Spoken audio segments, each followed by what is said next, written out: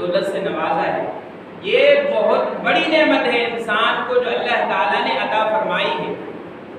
اس نعمت کا جو ہے وہ بدلہ اس سے پوچھا جائے، اس نعمت کی حقیقت اس سے پوچھی جائے جو کافر پیدا ہوا اور کافر پلا بڑھا اور جوانی کی آخری عمر میں اس کو اللہ تعالیٰ نے ایمان کی دولت سے نواز دیا۔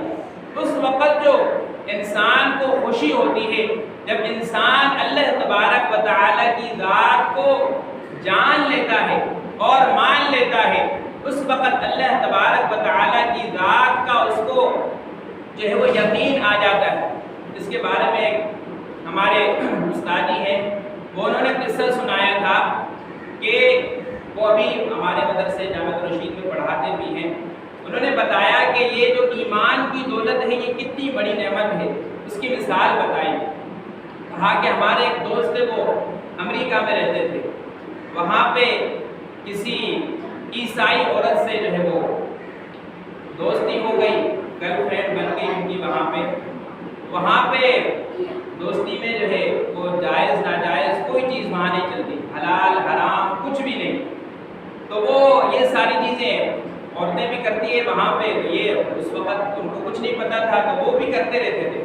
لیکن آپس میں جب تعلق بہت بڑھ گیا تو وہ اس عورت نے، عیسائی عورت نے کہا کہ تم مجھ سے شادی کر لو لیکن اس کے لیے ایک شرط ہے۔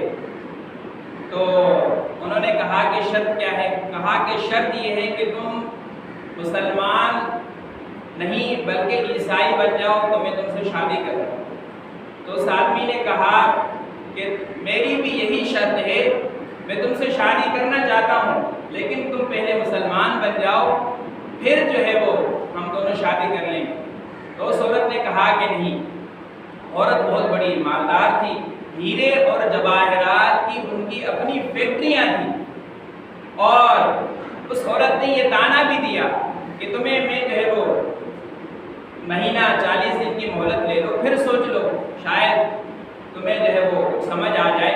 اور یہ جاتے جاتے بتلا بھی دیا کہ میرے پاس ہیرے اور جواہرات کی بہت بڑی فیکٹری ہے، اگر تم نے مجھ سے شادی کر لی تو وہ بھی تمہاری ہو جائے گی۔ تو اس نے کہا کہ ٹھیک ہے، مجھے تھوڑا سبق دے دیں۔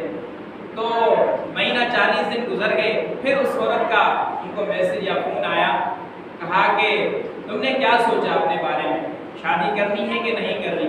اور اس نے کہا کہ ملاقات کر لیتے ہیں، میں بتا دیتا ہوں۔ تو ایک جگہ پہ ملاقات ہوئی اور کہا کہ بتاؤ کیا سوچا ہے؟ تو اس مسلمان آدمی نے کہا کہ میرا فیصلہ اب بھی وہی ہے جو میں نے شروع میں کہا تھا۔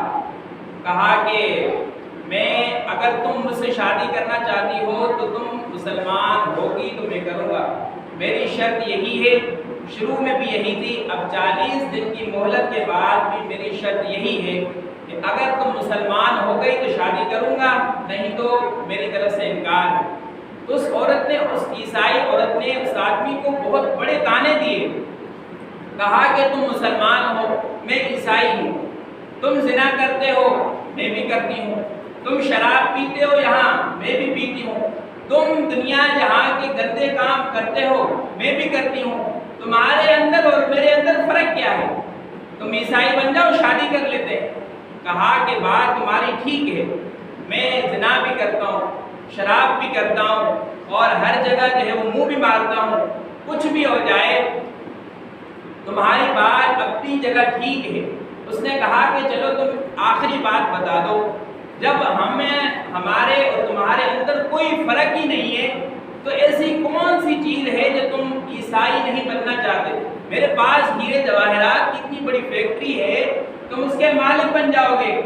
کہا کہ تمہاری باتیں ساری اپنی جگہ ٹھیک ہیں، لیکن میں زنا کرتا ہوں، چوری کرتا ہوں، شراب پیتا ہوں، کچھ بھی کرتا ہوں، لیکن میرے اندر ایک امید ہے کہ اگر آخرت میں جو ہے وہ اللہ تعالیٰ نے مجھے جہنم میں ڈال دیا اور میں جو ہے وہ جہنم میں جلتا رہا، پگھلتا رہا، لیکن مجھے امید ہے جو میں نے کلمہ پڑھا ہے، نبی علیہ السلام کو آخری نبی مانا ہے، اللہ تبارک و تعالیٰ کی ذات کو احکم الحاکمین مانا ہے، وہ کسی نہ کسی دن مجھے اس کلمے کی برکت سے جہنم سے نکال کر جنت میں لے جائیں گے۔